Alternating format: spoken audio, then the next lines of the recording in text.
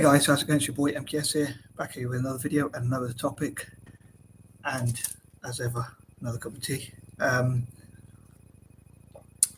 Obviously, this is part 3 of my ideas, which I hope will benefit Malaysia as much as possible and as much as Asia as possible, and those nations I talked about in parts 1 and 2.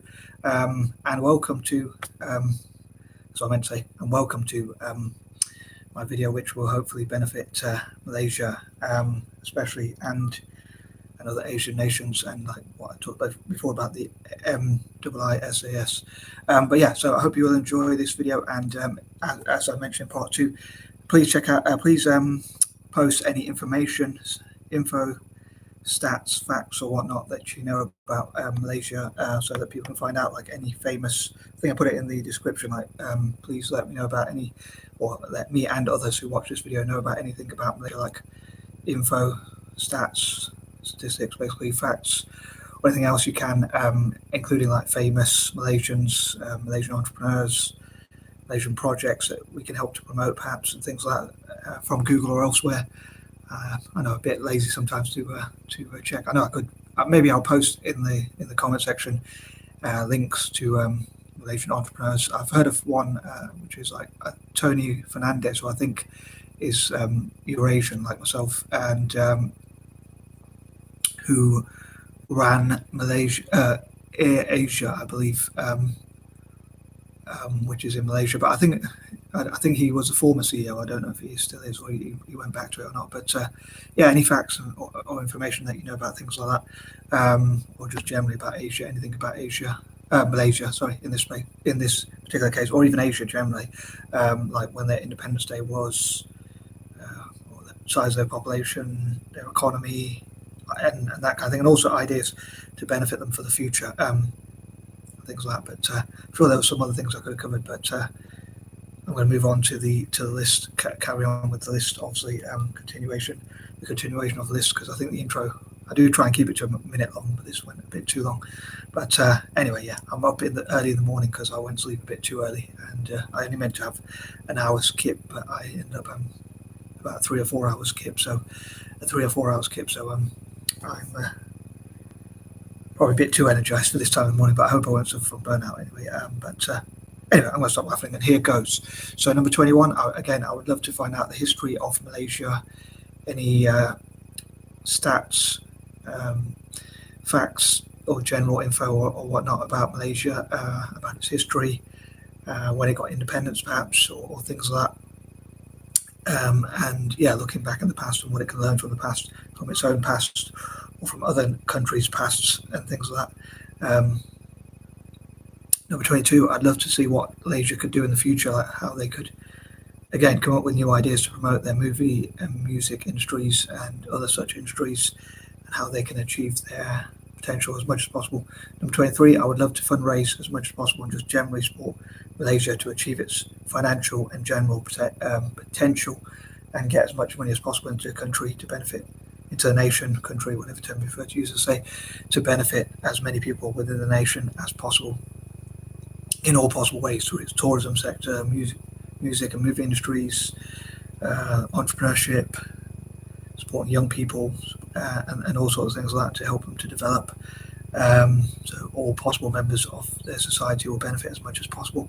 Again, hopefully being part of the M.K.S network will benefit them as much as possible, both by keeping their citizens safe and helping their economy, and also actually benefiting their country, the nation, in all possible ways. And I said I was going to say nation, but nation, country, whichever term you prefer to use, I'll say. Yeah, so benefiting them as much, as much possible ways as possible, especially financially, helping to tackle poverty, helping the economy to grow. And again, all members of their society as much as possible, from the poorest to the richest, I hope will benefit from these ideas. Hopefully, as I say, maybe I'm being naive, or I'm a bit of an idealist and a dreamer, I know. Number 24, again, I hope that all possible members of their nation will benefit. And again, I'd love to find out key dates from its history, its Independence Day, when it got independence, how it got independence. I know some of the information might be a bit negative about, normally when nations fought for their independence, there was a lot of violence and bloodshed, unfortunately. So some of the statistics might be negative in a way, but hopefully some positives will come from them, and it will help their nation to realise why they should unite, why they should support each other and keep each other safe. Maybe in the future, I hope that the national heroes will be people who keep their citizens safe. They'll have internal security, and people who support cyber security and prevent invasions and terrorism and crime and things like that will be the heroes, say the heroes and the national heroes and that kind of thing. And also, I think one of the things is about when people join gangs or things like that, or even terrorism perhaps, when they join militaries, gangs or terrorism, it's probably a part of belonging to something, as well as like all the honour. So perhaps like belonging to the nation and contributing to the nation could be a way for the nation to avoid people from joining gangs or even terrorism or things like that. I suppose terrorism is kind of like being part of a gang, perhaps even. But yeah, they could find ways to honour the citizens who contribute to the country, so they can have awards and things like award ceremonies and give rewards, which I hope to come to, and make heroes basically of the people who contribute to the safety, security, and that kind of thing of the citizens, and also the improvements of the economy and way of life for all possible Malaysians and that sort of thing. Number 25, it'd be cool if they learned from India and nations like that about like having their own Republic Day. I'm pretty sure Malaysia is a republic. Please correct me if I'm wrong again, if I get any stats or information wrong about Malaysia or whatnot. But again, anything you know about Malaysia, please let me know in the comments. Anything I might not have covered or anything like that, or any ideas you have, say, of your own. But maybe they could learn from nations like India about the benefits, perhaps potentially, of having their own Republic Day and networking with other republics if they are a republic. Again, if I've made that, I assume they're a republic. As I say, I know I was a bit lazy. Please forgive me to do, to do research. But no, I didn't really plan these videos hugely, although I have thought of them for a while. But anywho, yeah. So if they are a republic, if they had their own Republic Day and networked with other republics and learn from other republics, and like if there's a general Republican network as well, it would be cool, I think. And number 26.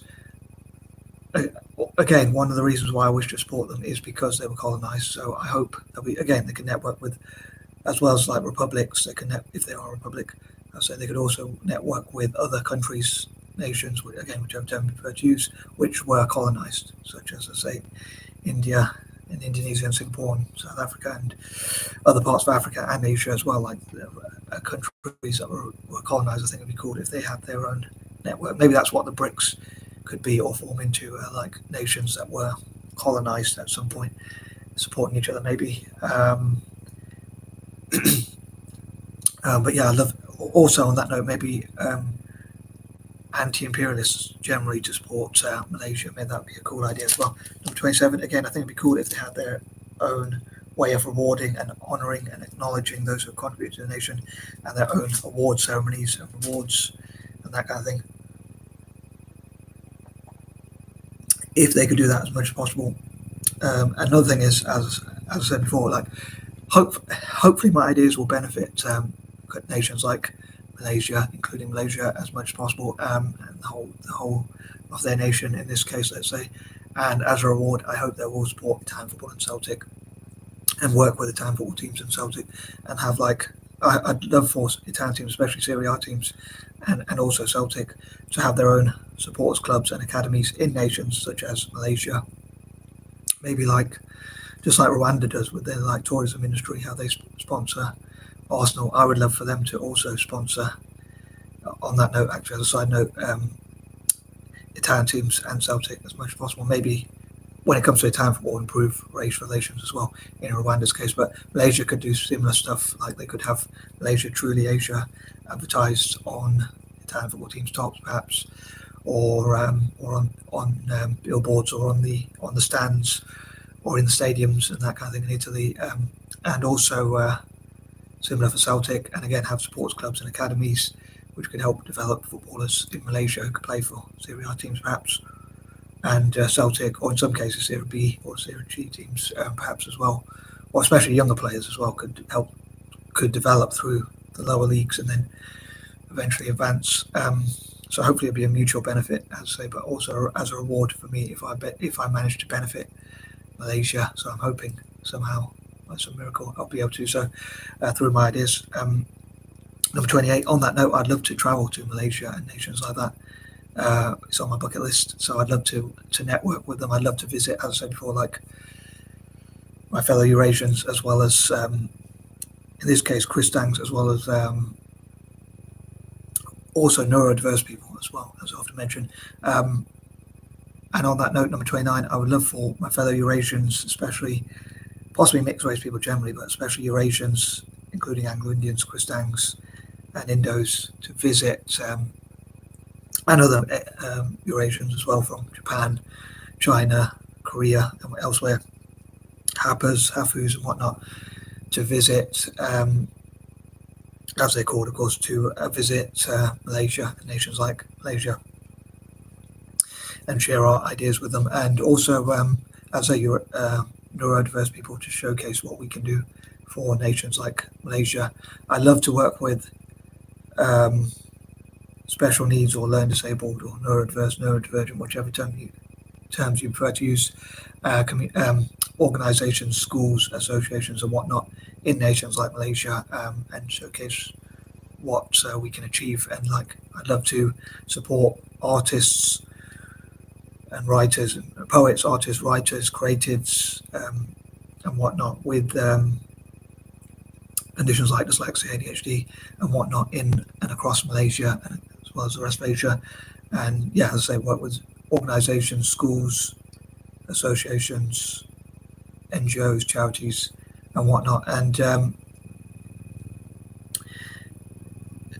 if I could help them with stationery, providing, I know I have an attachment to writing myself, but if I could perhaps detach from some of those writings, hopefully they'll appreciate it even more, knowing that I actually love to write and everything. But also, especially plain paper, or even different coloured paper, like green, blue, and whatnot, where they could draw. So artists with autism, ADHD, dyslexia, and related conditions in and across Malaysia, I would love to support their artists as much as possible, and support young people to be encouraged, those with dyslexia and ADHD, to learn about famous dyslexics and things like that. Incidentally, in the past, which I hope to come to perhaps more in part 4, which I hope you'll look out for, I hope I didn't bore you too much, but I would love to, I had some notebooks which I wrote some of my ideas in. Unfortunately, because of my hoarding, my mum took them away, but I don't know where they are, if they've been given away or whatever, because people probably don't really realise my vision, my strange vision of how I want things to be. That's why I get really annoyed. I nearly said hate it. I don't really hate anything, but I'll try not to hate anyone or anything, but I get really annoyed and frustrated when people move my stuff, because I have certain patterns and ways I like things to be kept. So I did have some notebooks and things like that, including with plain paper inside, and even things that other people probably wouldn't use, like the inside of the notebook, where it's I don't know if card is the right word, but it's made of similar material, perhaps to cardboard, maybe. But inside notebooks, inside the cover, I think it'd be cool if artists with dyslexia or ADHD or autism or whatnot drew inside those. But I do have a problem with trying to keep too much stuff. Obviously, there's only so much space, and perhaps not having the most spatial awareness. Maybe that is part of management. I don't know. But anyway, moving on, number 30. And finally, number 30, there's some ideas perhaps I won't include here, but I'd love to read your comments and thoughts and whatnot. I'm not sure if I should say this, but as it's 30 rhymes with dirty, I'll say Malaysians to get laid as well. I don't know if I should say that, but not very professional of me. But anyway, on that note, I'm going to wrap this video up. Sorry for going over time as well. I am out. Peace out.